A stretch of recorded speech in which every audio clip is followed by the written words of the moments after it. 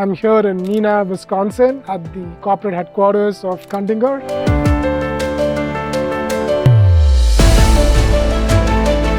Kundinger is a 60-plus-year-old distributor.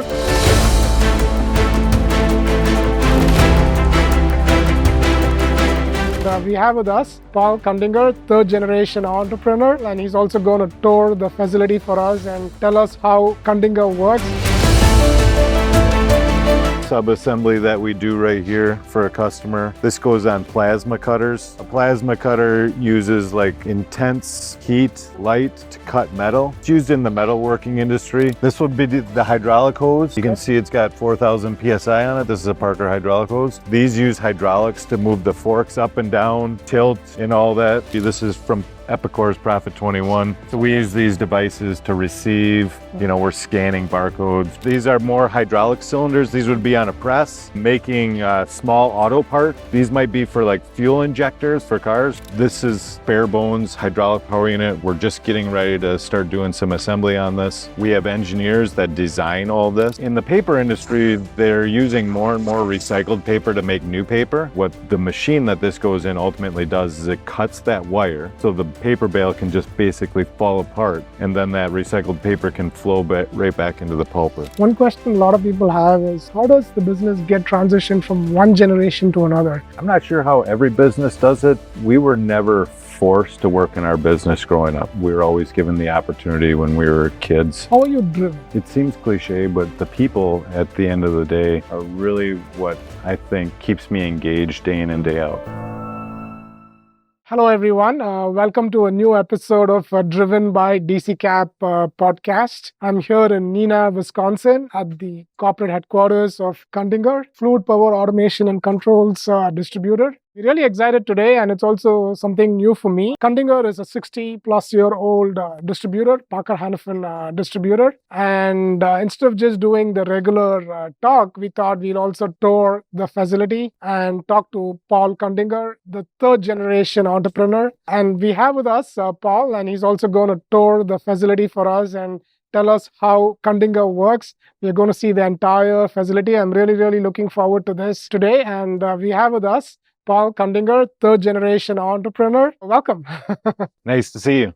Paul, thank you so much for joining me, and I'm really excited. Thanks for hosting me here in Neenah. I really love the town. I came to Appleton last night. Really nice airport. Easy to get in, get out. Yeah, we like it. It's small, but a lot of options when you need to travel. Yeah, I flew in from Chicago.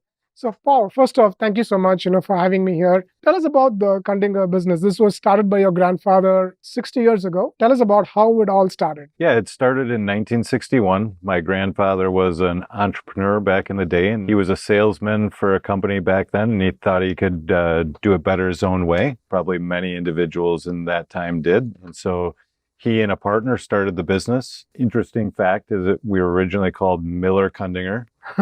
And it became Miller Kundinger because my grandfather lost the coin flip. It was either going to be Miller Kundinger or Kundinger Miller, and one of his only losses, I would say, and he lost it. And so we started as Miller Kundinger, but we were only that for a short time. And then Ken Miller left and decided to do his own thing and changed the name to Kundinger Fluid Power at that time. Oh, very interesting. So I didn't know about the Miller Kundinger story. Yeah. So it's really cool. And how long was Miller a part of the business? I'm just curious. I'd have to check the archives. It was only the first 4 or 5 years, I would say, that it was Miller Kundinger. I know when we opened our location in Wisconsin in 1968, we were just known as Kundinger Fluid Power at that time. But you guys started in Michigan, correct? So Correct. Michigan is where Kundinger started, and then you expanded to Wisconsin. Yeah, and we still have a location in Auburn Hills, Michigan today. They're more of a automation and controls focused business. Very similar in that both locations do distribution and manufacturing, but just different technologies that we generally use.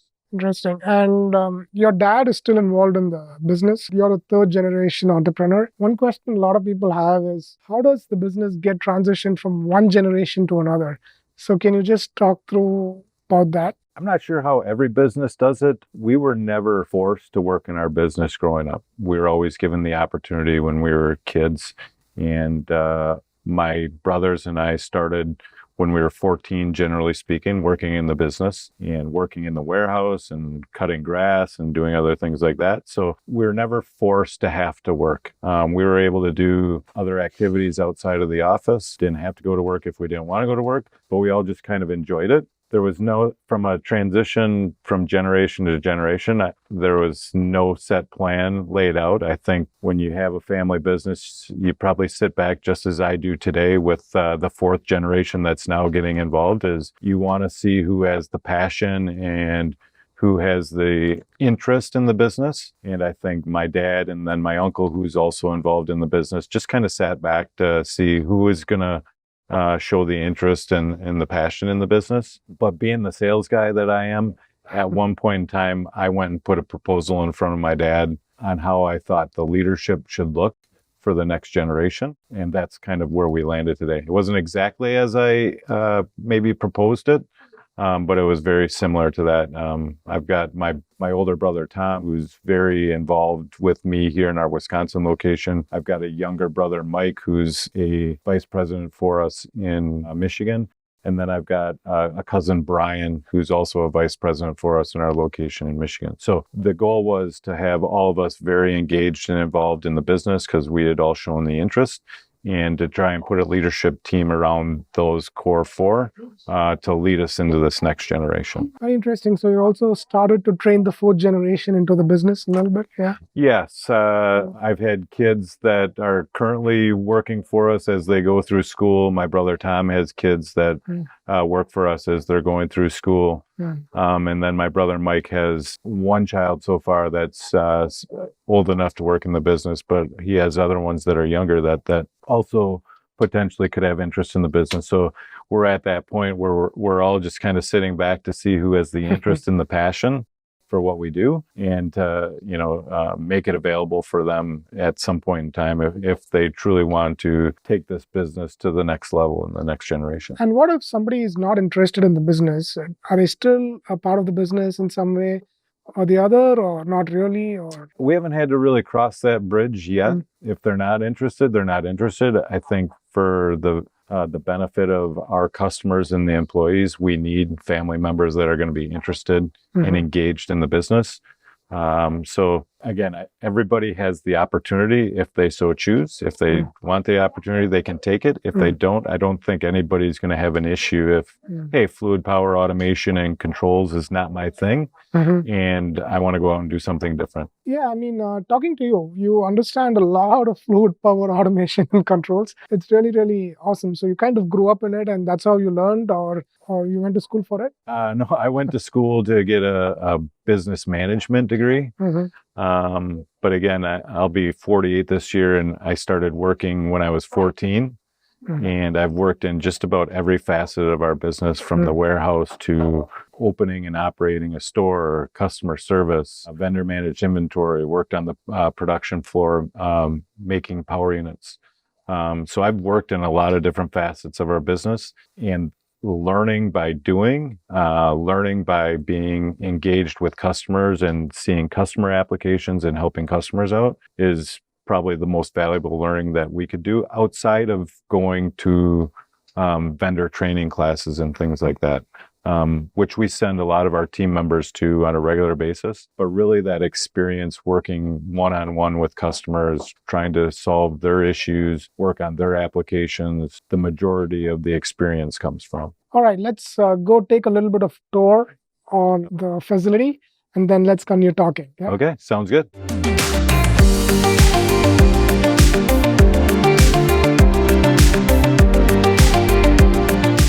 Yeah, so again, this is that little value added area. When everything we do, we try and make sure we're adding value to, because these are very common products that you can find anywhere. So it's important for us to be a key part of our customers' business by doing something for them, whether it's cutting the tubing into small pieces like this, or we do a little sub-assembly. So this tube is what you said, which goes inside the water softener, right? So maybe yes, this goes from the water. This is in the water softener. This connects the water softening unit to the brine tank where you put the salt. So this just transfers water from your normal water supply down into the brine tank as that brine tank fills up. Oh, So the customer wants it cut in 6-foot pieces. So we buy the product in bulk, cut it in 6-foot pieces to them, and then we ultimately deliver that to their manufacturing location right to the plant floor. So another little sub-assembly that we do right here for a customer. This goes on plasma cutters. A plasma cutter uses like intense heat, light to cut metal, maybe even use a little bit of metal itself to actually cut it. It's used in the metalworking industry. So if you had a big sheet of metal and you wanted to cut a shape out of it, you take a plasma cutter rather than a torch, and you can use that to cut shapes. So this is on like a little plasma cutter. This would be used, they use air in the plasma cutter. So it hooks up to a pneumatic system. This just filters the air going into the actual device. So we buy the filter by itself. We have the different fittings here and the tubing, and we do this assembly and deliver it right to the manufacturer all in one piece. So this gets put into their device during their manufacturing. This is a Parker product as well? There are Parker products in here. There's different Parker products, a filter, fittings, and tubing. Oh, so you're assembling all of this here? We're assembling it. So Sharon, right now, we've got the different size tubing. We'll have the different connectors here, and we put it all together and box it for the OEM. Yeah, so we're just taking the filter itself, and then we're starting to add all the components and building it up for the OEM. But then we just get into traditional inventory here for distribution, right? So we keep the bulk stuff in bigger shelves, and then we use our carousel system to store all the smaller parts, put them away randomly so that it helps prevent mistakes in picking. You don't have like items by like items, so you inadvertently pick the wrong one. This would be the hydraulic hose. You can see it's got 4,000 PSI on it. This is a Parker hydraulic hose. So it's high pressure. This is actually making stuff move or doing some kind of work. So when we talk the fluid power side of things, we're always talking at some kind of pressure. Pneumatically, it's going to be lower pressure, probably typically under 150 PSI. But hydraulically, we're seeing pressures regularly get up to 6,000 PSI and even higher. So we do an awful lot of hydraulic hose assemblies and sell hydraulic hose to customers, which are in high pressure applications, so that an excavator or any other construction equipment that you see as you're driving down the road, it's all running on hydraulics these days. And it's generally going to be higher pressure stuff like 4, 5, 6,000 PSI on those hydraulics that are making the bucket move up and down as they're digging or as they're pushing dirt. It's hydraulics that are making that shovel, if you will, push that dirt as it's moving along. So a lot of high pressure stuff. You know, a significant part of our business is all in the hose fitting side of the Parker stuff, with pressures up to 6,000 PSI all the way down to under 100 PSI, just depending on the application and the customer. We will sell it in bulk, so you see a lot of these are still wrapped up, but as a distributor, if a customer only wants 50 feet, we're pulling it down and we're giving them 50 feet. We also make hydraulic hose assemblies with a lot of these hoses where we're cutting the hose to length, putting on ends and other accessories, and I can show you that in a little bit. I'm just curious, right? So this is a lot of tech stuff and, the product stuff, right? How did you get to learn about all this, or did you go to school for this? No, you didn't. I mean, we do an awful lot of training for all of our employees on this kind of thing. I've been doing this for 34 years. So you just kind of learn by doing over time, and spending a lot of different time with customers and in plants out in the field, looking at applications. I've worked at our store over the years, so customers walking in all the time to get stuff that they need right away. So that's kind of how you learn. But training is a big part of what we do with our employees, so that they can learn the practical applications for most of this stuff. Awesome, very nice. So just kind of get your head thinking about hydraulics. Forklifts are a great example of hydraulics. These use hydraulics to move the forks up and down, to tilt and all that. That's all done hydraulically. So this is hydraulic hose. This is just another version of hydraulic hose and so when you think of like, oh, where's hydraulics? To make this go up and down, it's hydraulics that going through these hoses that are making this move up and down. Yeah. Then you've got a couple of cylinders here, and this Okay. tilts this way. So it's the hydraulics going in one side of the cylinder, pushing this out to make it tilt this way. Then it goes into this side of the cylinder, moving this back, tilting it that way. So when you think of the hydraulics, not only when I talked about like the excavators or the backhoes or any piece of machinery that's moving, that's kind of a practical application that a lot of us see day in and day out. So this would be our shipping and receiving area. Again, we're a distributor, so we're bringing product in bulk, breaking it down, and if a customer only wants 5 pieces, they can get 5 pieces. So, that comes from Parker in a bag like this, and they may want, if they wanted 25, we would get 5 more, put it together and send them 5 more. That's what we do. We break it down and get it to the customers exactly in the quantities that they need. So again, here's a little bit of technology. This is from Epicor's Profit 21. So we use these devices to receive, we're scanning barcodes. We're also using it to put away. We use it to pull. And so this is the company which kind of made the device for you. Yeah, that Zebra is the device. And then we're running the Profit 21 software on there. We're going to walk next door to our building next door. We call that our technology center. It also houses our service and repair solutions. So I mentioned value added being an important part of what we do here for customers. This building is that's all it is. So the value add you're talking about. Only value added going on in here. Where this, there's value in us breaking down bulk and shipping it out. Sure. But I only showed you a couple instances of value in the back where we're cutting tubing into small pieces or we're manufacturing that filter. This is all we do next door here, whether it's the repair side of things or you'll see some manufacturing that we do. Sure. Awesome.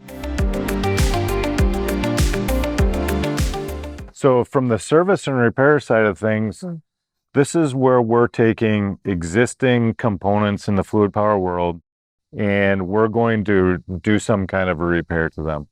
Happens to be 2 hydraulic cylinders here. It's everything from big stuff like this to just little cylinders like this, and then some different pumps and even valves. So when we're in the repair world, you're really down to like 3 main components that you're repairing: pumps, valves, and cylinders, with the majority of it being the cylinders. So cylinder has a rod that extends out of it to move something, or it's moving to hold something or push something, right? So what we'll do is we'll take it apart to take out the rods and figure out what's wrong with the rods. Maybe they're broken, maybe they're just worn out. So if you can think that, this black piece is very similar to what we saw over there. They're a little bit different. Okay. And these are the rods that extend out to do some kind of work. So they go up and down like that. Yep. So when we thought that forklift that we were at before, I showed you that little cylinder, the rod just sticks out, that shiny aluminum part sticks out to tilt the mast of the forklift in and out. So we take it apart, try and figure out what's wrong with it. Sometimes it's just new seals. Like there's a bunch of these are all different kind of seals that go inside to prevent leakage and to provide a surface area for the cylinder to move in and out on. Sometimes it's as simple as just replacing those because, again, these are wear components. They wear. Sometimes there's real damage to that rod, and you need to replace or repair the whole rod. So here's just another example of service and repair. This is a whole power unit from a customer that we've taken out. They need some work done to it, so we're taking it apart, trying to assess what all needs to be fixed on it, putting new components on, and we'll return this when it's all said and done. I think the biggest value add you provide is the repair, right? Because it's easy to just buy the part, but then let's say something goes wrong, then I need servicing. Yeah, along with that is we're playing with the customer in all different life cycle of their devices, right? So they can buy new components from us if they want through like traditional distribution, or when they damage something, we can repair that for them. So we can keep them up and running. And now they may come to a point in time where maybe these aren't repairable anymore and we need to sell them new again, right? So we try and make sure that we can be as much a part of that customer's business as possible, whether it's selling them the new, repairing. We design systems like this and build systems like this too. So we can build the whole new system for the customer as well. So now we're even move ourselves to the front end where we're doing the design work for a customer, building them the new, then they have something happen to it and we're repairing it. Sure. So trying to stay involved with our customers, and many customers of ours do use multiple facets of our business, whether it's repair or whether it's distribution. This happens to be a test area for us. So 2 different test areas. This area right here tests systems that we build or repair.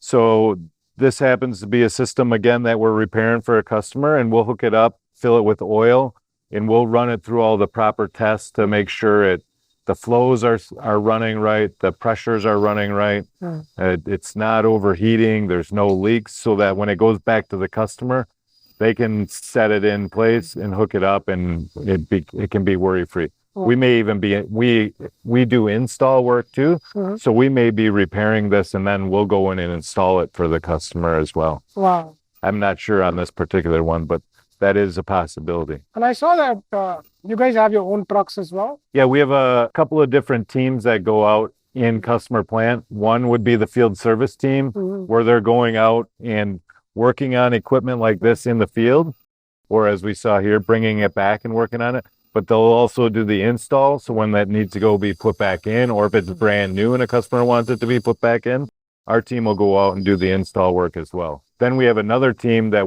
is our vendor managed inventory team, and that's taking our distribution side of the business and going right in plant with customers where we're looking at their inventory, we're checking to see if they need any extra inventory, and we're taking an order, coming back and fulfilling it, and then the next time we visit, we go and put the product in their location where they need it. So we do that inventory work for them. Test area here, anything we build, manufacture, gets tested.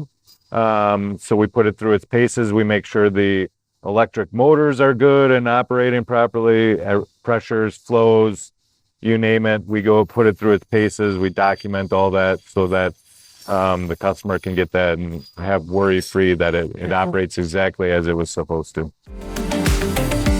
This little corner of our building is pretty much all component repair. So you can see these are different things that have come back, and we've taken them apart to evaluate what's wrong with them. These are more hydraulic cylinders. These would be on a press, making small auto part things. These might be for like fuel injectors for cars. So a press that does that. So they get, again, there's a lot of wear components in here. All the seals and stuff are designed to wear, and eventually they're going to leak and the cylinder's going to leak. So when it comes point in time when they're starting to fail or not do the work that they need to do, they pull the cylinder out. They've brought it here to us. We've taken it apart to figure out what exactly is wrong with it. Quote, and we're probably just getting ready to put this one back together based on all the new pieces that I see here. So we'll put it back together, test it, make sure that it operates the way it's supposed to from pressures and things like that, and get it back to the customer. So what does the Michigan facility do? I'm just curious. Michigan facility is distribution as well, and they do some manufacturing. Where what you've seen primarily today is fluid power. Most of what they do is going to be automation. So they're building panels. Good example. Michigan would build a control panel like this. So this is a HMI touch screen. So where they do manufacturing or distribution, they're distributing components for the automation space and building stuff that's more automation related. With HMIs, PLCs, servo motors, and things like that, where what we do typically in Wisconsin is going to be the dirty hydraulic stuff. So on the repair side, we have to make sure we have capabilities to make components if we need to. So one of our technicians right there is remaking some component. It could be as simple as this is the piston that will screw onto the rod. This is what goes inside the cylinder, right? So this piston basically provides the block. You'll pressurize one side, it'll move out. It's pushing on one side of the piston. You'll pressurize the other side, which is the other side of the piston, and it'll move back. So if we need to, we can remake these, and our technicians will remake that. If we need to remake a rod, we can remake rods. We keep the stock in hand to be able to do all that stuff. We can remake the tubes as well. So we've got the capabilities to remake parts for the repair if we need to. We've had cylinders from the foundry where molten metal has spilled on the cylinder and molten metal just melts it. So you've got big chunks of it missing, like someone took a big bite out of it, but it's from the molten metal that spilled during the process. When you think of like the value add that we do, I mean, that's what the repair is all about. That's definitely value add, right? We're taking it apart. We're figuring out what's wrong. We're giving you a quote. We're also, if that quote is really expensive, we can also say, well, here's what a new one would cost. So now you have a comparative of what replacing that would be versus fixing it. And we've got customers that drop something off today and they're like, I need this tomorrow at the latest because we've got a machine down. And so it's kind of all hands on deck for situations like that where we're scrambling to get parts if we need parts to turn around to repair for a customer. We've done some same day. We do an awful lot next day for customers because they can't afford to be down. Their machine isn't making any product if they're down, and we do whatever we can to make sure they get up and running. And where is Parker headquarters? Parker? Well, their headquarters is in the Cleveland area. Okay. But we do business with 3 different of their operating groups and probably at least 20 different divisions, which are all over the country and all over the globe. So they're truly a worldwide manufacturer, but very important to us. So we could have parts coming from, California, or we actually have parts that come right out of Wisconsin. There's a manufacturing plant here in Wisconsin, or a couple of them that make parts for Parker that ultimately end up here. So where their parts are coming from are typically all over the world, although I will say we had a big advantage during the pandemic that they did an awful lot of manufacturing in the U.S., and our supply chain was fairly good for most of the pandemic as the rest of the world kind of struggled. So Paul, tell us about the relationship with Parker, right? Because we chatted about that, and how do you manage that relationship, and tell us about that. It's obviously very important to us. 75% of our business is a Parker component. So it's important, especially for me as the president, that I have good working relationships with a lot of different people at Parker. I want our team to also utilize the Parker team on a regular basis. So we regularly have Parker territory managers working in our business with our teams. We attend a lot of trainings that Parker puts on, whether they're via Zoom/Teams calls or as they become face-to-face again over the last year or two, sending our teams our teammates to go and be in person at those trainings. We wouldn't be where we are today without a good, solid relationship with Parker. And it's a lot of give and take. We're out there pounding on doors all day long to try and grow that Parker business. And in return, we demand a lot from them to be, whether it's technical expertise where we may not have it in certain applications that they're more familiar with, to getting us product when we need it. You think of a repair, being able to reach out to different Parker people and be like, hey, I need this tomorrow. And to work through those channels to be able to get us product, for a potential customer down or a line that's going to run out of parts. That relationship is really key. And you're also on the board of some of the Parker Council. I'm an outgoing distributor advisory council president for their fluid connectors group. And I was the president of that council for 6 years. So Parker does a really good job of bringing all of us distributors together to be able to help them facilitate growth, operate more efficiently, and generally just make it easier for us to do business together. We get into more of the manufacturing side here.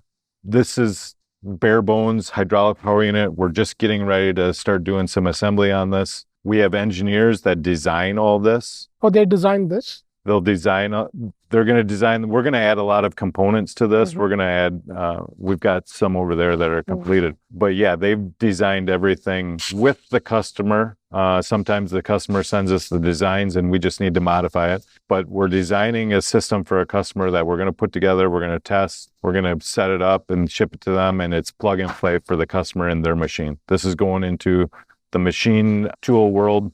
at the end of the day. So this will plug into some kind of a big vertical turning center or a horizontal milling machine or something like that. You're talking big parts for like SpaceX and Caterpillar and end customers like that.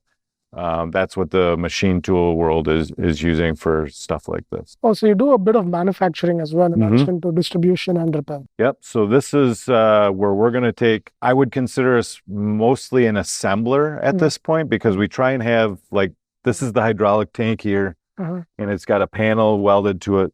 So we try not to have to do any of the cutting or welding of all the stuff. We have the tank manufacturer do that. So when it comes in for us, we can just assemble it all together. Put whatever coat of paint on it the customer wants per their spec. And again, test it and get it out the door for them. Here's a more of a finished unit, one of the finished units, a little bit different, but just a different size, right? So that one had no components on. This one is basically done. So we've assembled all the components on it from the electric motor here with a hydraulic pump. This is a heat exchanger to remove heat from the oil from operating. It's got filtration on it and some other stuff. So we've assembled this all together, test it. This is going to go into another customer machine. This is in the paper processing industry.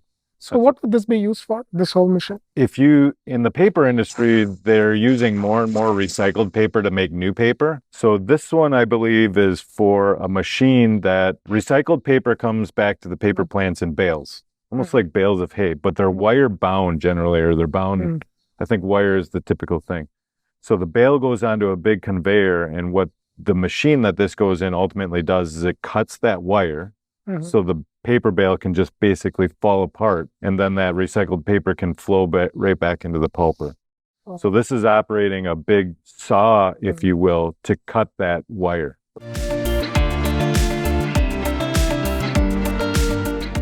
Again, it's as simple as this is either a spare part or a replacement part for a customer. This is an electric motor with a hydraulic pump. The hydraulic pump is what provides all the pressure. So you hook the electric motor up to your electrical, right? The motor spins, makes the pump, shoot hydraulic fluid out at some kind of a pressure and flow. It says Siemens in there, so you also buy from them? That's probably a customer spec. We probably don't typically use a Siemens electric motor. We'll do whatever the customer spec is here. So brand isn't as important to us here. We're typically going to try and use Parker, but if the customer wants that's a hydraulic or an electric motor, so it doesn't make sense. But if a customer wanted something instead of a Parker pump here, and that was their spec, we're going to go source whatever they want and build them the unit that they want. These are all custom designed. This is another hydraulic power unit, but it includes, this is a pneumatic filter regulator assembly on here. So this is doing some air preparation. So they'll hook their air lines up to this along with their hydraulic lines, all coming into one central thing. And there's all the different valving here to control whatever functions are on the machine. So yeah, just another design similar to the gray one we showed you there, but this is a completed one. And it's doing different functions. It's probably in a different type of machine. Another one here, another piece of custom. Very similar, just bigger than that gray unit, right? So another machine tool situation here.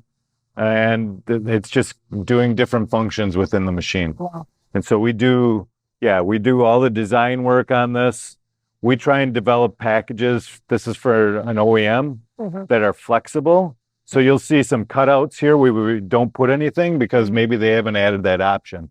Here, there's this is a big valve manifold. There's no valve right here because they don't have this function, whatever that function might be. They don't need it on this machine, but we've tried to create a package for them that keep the packages similar as possible every time. And now when you don't need something, you just block it off or leave it blank, right?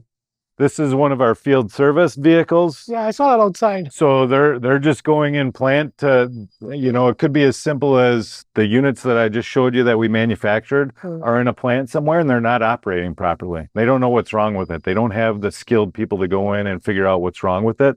They just know it's not going as fast. It's not finishing whatever they're trying to finish.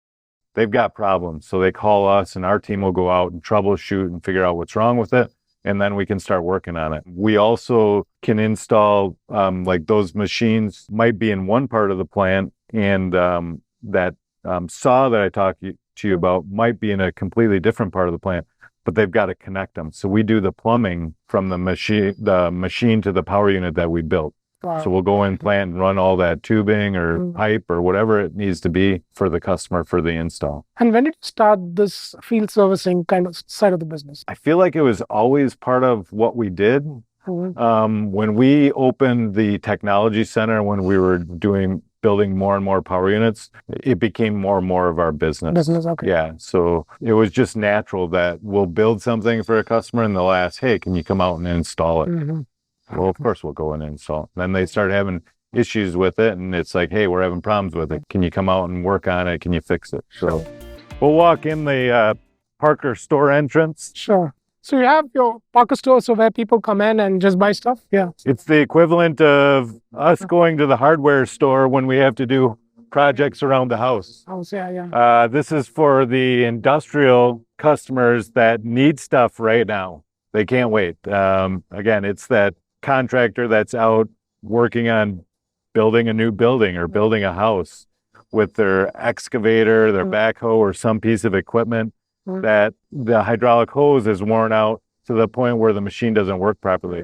Your road crews that are putting down new blacktop or new cement, something breaks, nobody wants to sit in the long line of traffic, right? Because they can't continue to do the work. To your plants, a processing plant, maybe with a conveyor that's run hydraulically and that hose wears out, they just can't wait. They can't be down. Wow. And that's what the Parker stores do. Just similar to walking into a Home Depot store and buying stuff, people just come in. Yeah.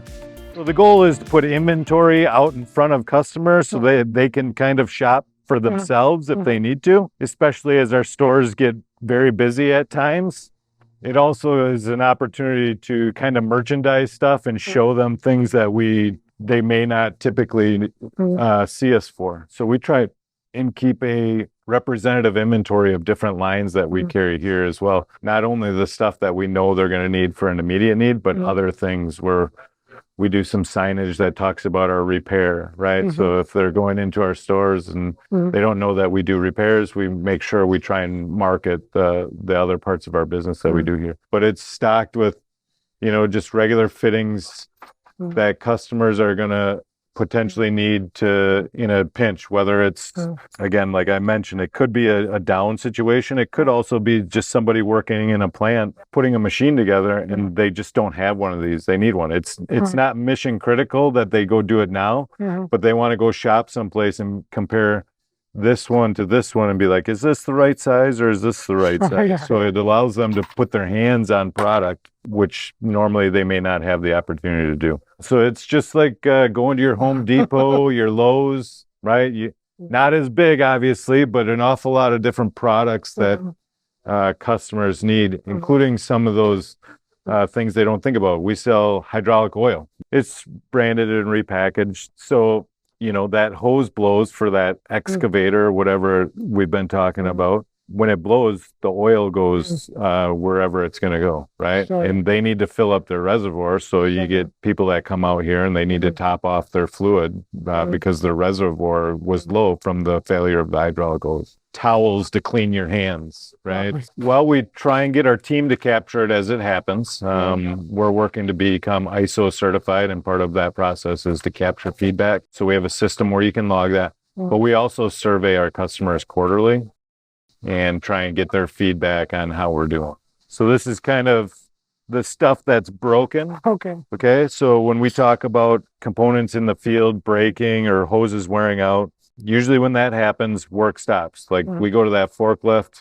If one of those hoses gets a hole in it or has a failure, that forklift isn't going up and down. It's not going in and out. It's done. So typically what's happening in our Parker stores a lot is that's happening out in the field. The customers can't wait. They take that hose off. They bring it to us. Our guys identify everything that's going on with the hose, from the sizes of the threads to the pressures that are running through it to any other accessories that might go on it to prevent wear. And we're making him a new one so that he can leave with that hose to go put it back in and get up and running. But you also have the hose in stock here in case it doesn't. Right. So we're stocking the hose and we're stocking the ends that crimp on. So this is the bulk hose like we looked at over there. We stock the ends, which are here in our carousel. And you use a hydraulic crimping machine to crimp that end on, because this is a 4,000 PSI hose. You just don't push those ends on, you push it on, and then you use a crimp to crimp it. We can watch a little bit of that. We're running some crimps over here, it looks like. Do you have a couple of these to run, Ken? So this is lower pressure stuff, but it's still a similar process to what we were talking about. So we've got bulk hose here, and we're just pushing on an end. And now for this to stay on, we've got to do a crimp here, and this is more of a production style crimp.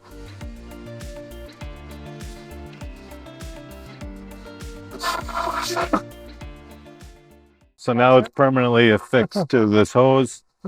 This only gets one on. This is a drain hose for a generator. It might be a vent hose or something like that, but they want this end crimp. Again, it's obviously low pressure because there's nothing on this side. It's awesome. Just can put it in. Yeah. Very nice. Thank you. Thank you, Ken. Paul, I just want to say thank you for the tour of the entire warehouse. Really enjoyed it.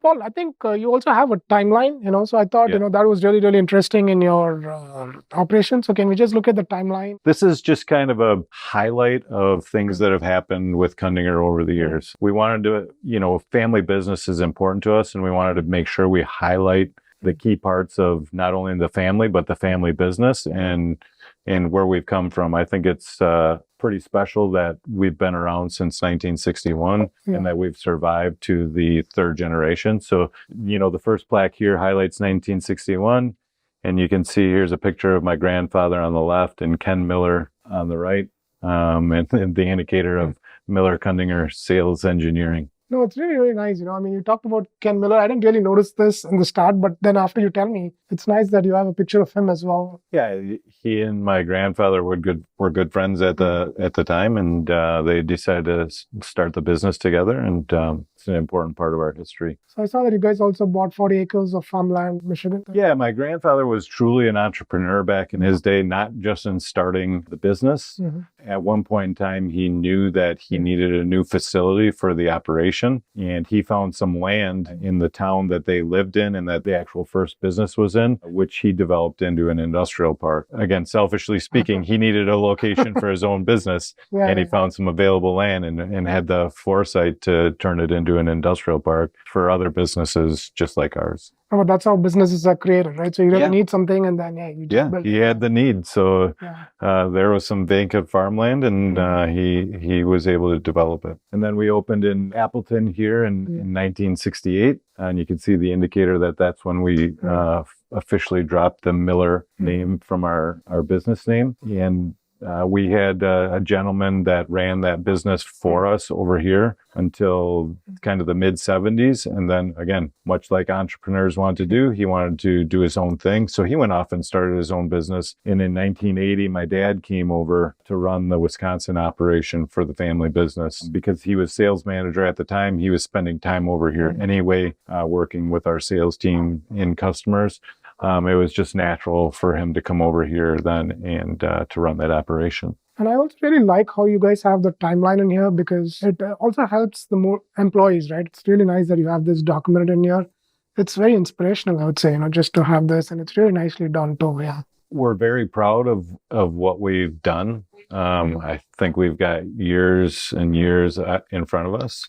Yeah. But, when I think of what my grandfather did to start the business back in 1961 and what he's done to grow it, and then what myself and my brothers and my cousin have been able to do since we've become kind of that third generation to continue to grow that, I think the legacy is very important. And it's important for our employees and our customers alike to see that we're constantly reinvested and committed to the success of this organization. And that's what the timeline shows, is really our commitment to the organization, our investment into what we do for our customers and our employees, so that we can all benefit at the end of the day.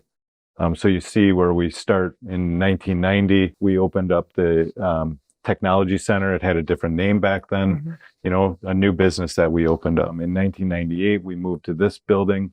2003, we opened a store in Green Bay. 2010, we opened a store in Sheboygan. And then in 2014, we opened our service and repair solution. So continuing to try and grow the business and work on that legacy for benefit of not just the family, but the employees and the customers. So the theme of this show is driven, right? So driven by DCKAP. So one question I had for you, Paul, you're a third generation entrepreneur. How are you driven? It's hard to say why I'm driven. It seems cliche, but the people at the end of the day are really what I think keeps me engaged day in and day out, whether it's our employees and what they bring to the table each and every day and the effort they put into the success of our business, to the people that you meet at customers and how they're trying to solve problems, create solutions, to our vendors, that just good friendships that you can forge over the years. The people part, I think, is really what drives me, and the relationships and the connections that you can get from the different people that you meet in our industry. I was always driven by winning, and I like to win. I like to compete. I had 4 brothers. You were competing at everything from the dinner table to going outside and playing at the time. Everything always seemed like a competition. I enjoy winning, whether it's new accounts, new customers, new solutions for customers. It's just one of those things that's in my nature, that craving to win. Not at all costs, but to win on a regular basis, I think, is what keeps me coming back. And then when you combine that with the people and the different industries and businesses that we touch each and every day, it just keeps it interesting. And that interest wants you to keep coming back day in and day out. It's never the same. As we walked through the tour, you saw we talked about machine tools, we talked about construction, we talked about municipalities, we talked about a press. The different industries that we cover in our business is so diverse. It keeps it interesting each and every day. So you're constantly learning, and winning motivates you. Yeah, and seeing different applications, solving problems, whether not necessarily me having to solve those problems, but our team solving problems, working hand in hand with vendors to come up with great solutions that, again, they've gotten, maybe the problem is just a customer has downtime and we've been able to get them back up and running. Maybe it's making a machine run faster than it ever ran before, so they can put out more product to get to end customers. It's just so diverse and very interesting at the end of the day. No, I get motivated by that too. In terms of, let's say, when your team does a great job, it feels like, hey, it's really amazing that they're so wonderful and they do a great job. And you also get a sense of pride in that. When they do great things, it also makes you feel better. Yeah, for sure. But Paul, what's been some of your most challenging times in business? Can you talk about that? Something you were really challenged, and hey, something you learned from that? As a family business, we obviously employ many different family members. And one of the big challenges is, how do you balance that with running a very profitable business at the end of the day to continue to reinvest? So making sure that we can run a profitable organization, to continue to grow, to keep it in the family at the end of the day, because I think what would make my grandfather happy, looking down on us, would be to see it remain a family business. I know what would make my dad happy is to keep it a family business. So to be able to build an organization that continues to invest in times the economy just slows down, and it has a huge impact on us.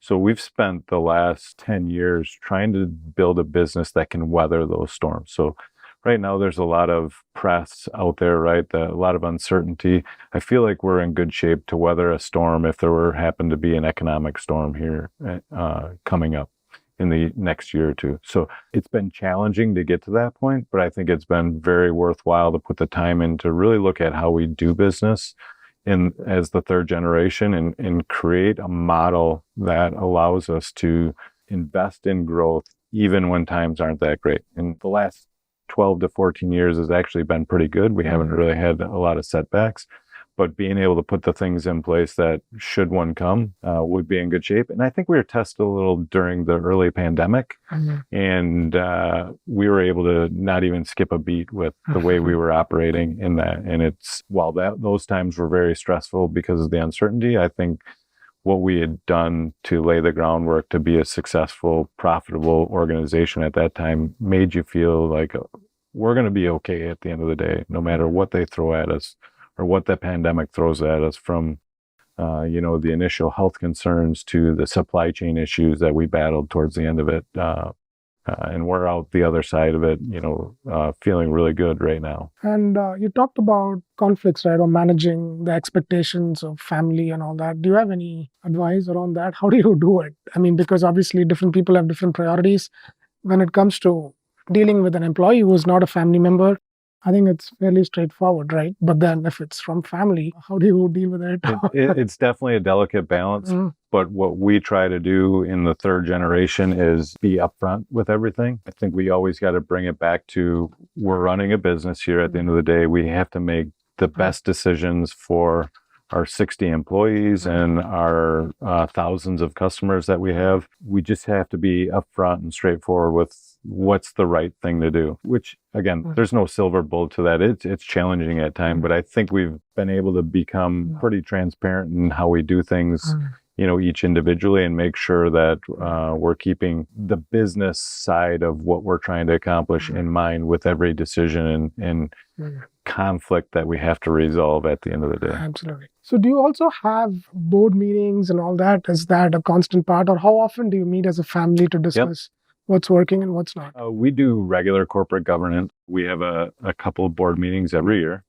We also do a quarterly call with my father and my uncle, who are the shareholders of the corporation, keeping them up to date on what's going on in the business, both financially and just general details of the business, from employees to you name it. So we do that. And then the third generation, we just have regular calls whenever warranted for whatever situations we're facing. So we try and keep it operating much like a normal corporation would. We don't probably have as many outsiders that look in and offer us advice, but that's where I try to engage with peers and with other forms of networking, like a Vistage group or a tech group, to be able to just bounce ideas off of other people in different industries on how they handle different situations that come up. Yeah, that was my question as well, right? So in terms of how do you keep yourself updated as a president of the company, there's a lot going on. How do you keep yourself updated with the different trends which is happening in the industry? And Well, we talked about, people being very important before. My connection with different people is very important, whether it's peers in our industry. So whether it's Parker meetings or trade organizations like the Fluid Power Distributors Association and other ones like that, to get around the table in casual settings at times to be able to say, hey, here's what I'm going through. You guys seeing the same thing? Is it different? How would you handle that? The same with a Vistage or a tech group, to sit around the table with people in similar positions in all different types of organizations and be able to just get that mind share from other people that see things a little bit differently, but at the end of the day, probably run into similar challenges that they have had to overcome or they're facing at that time. In this show, we interview a lot of leaders, and one question we ask is, what is a question they would like to ask the next leader we interview? We recently interviewed Robert Walcott. He's a professor at Kellogg and Booth. He's also writing his new book called The Proximity. And one question he asked is, what is the headline you would like to see 5 years from now? It can be anything. Aside from Paul wins the Powerball, the largest jackpot in history, I think from a business standpoint, the headline that I would like to see is something around all the profits of the economy were wrong about I think when I've attended economic forums, they all talk about a potential large setback or crash, right, in the next 5 to 10 years. Usually it's 2030 to 2035, based on who you read. So to see a headline that everybody was wrong, and whether it's we've done some things as a world, as a country, as organizations to avoid all that, I think that'd be a great headline, because there's a lot of fear mongering, it feels like at times, that there's this date out there in time that, based on the way things are going, there could be a major setback, right? Which could have a devastating effect on all of us. And it'd be great to see that people were wrong, the pundits were wrong, and the prosperity that we've been able to see during the pandemic and even the years before that just continued, and we didn't really have to suffer any major setbacks. There's a lot of fear mongering about, doesn't matter which side of the government you're on, the path that the government's on, and from a spending and all that we could be in for some hard times, and it'd be nice to know that either we fixed the problem and didn't have to have significant changes, or we were able to just avoid it altogether by just making changes. And what do you do outside of work, Paul? Oh, outside of work, I spend an awful lot of time with my family. I've got 3 kids, 2 boys and a girl. We try and travel when we can. We play golf when we can as a family. Sit and relax. It's always nice to just kind of decompress after spending so much time in work. But yeah, generally I'm spending time with the family doing something. My last question for the show, what book are you reading right now, Paul? I just started a new book. It's called Caddy Tales. It's a caddy from Whistling Straits golf course in the Sheboygan area. And he wrote a book on trying to tie life and caddying together and kind of that journey as you're a caddy. So I just started it. So I'm looking forward to being able to finish that. Interesting. And I'm still on the same book, because I've been traveling, Multipliers by Liz Wiseman. I just started it, but I think I have a long way to go to get that complete because with the travel that's happening, I think I need to really get back to reading. Yeah. It's a good way, again, to just kind of decompress from everything you do. I like to listen to the books, especially when I'm traveling on a plane, just put a book in and kind of listen to it. I find that I have to regularly re-listen to books when I do that, but it's just good to, I think, to just pick up some little tidbits of things here or there that can offer some improvement for yourself. No, definitely. I mean, I love listening to podcasts as well, and even Driven by DCKAP is also on Spotify and Apple in addition to YouTube. But Paul, I really want to say thank you. It's been awesome. Thanks for hosting me, Neenah. Love the place. And also thanks for the tour. I mean, it's not often you get to see how distributors work, and you just don't do distribution, but you also do repair, you also do a little bit of manufacturing. Paul, thank you so much. Great seeing you. Thank you. We appreciate Driven coming out and checking us out, and come back anytime and check out our facilities. Thank you so much, Paul. Yeah. Thank you. Thanks for joining us on this episode of the Driven Podcast. Check out our other episodes for more and subscribe to be the first to access every new episode.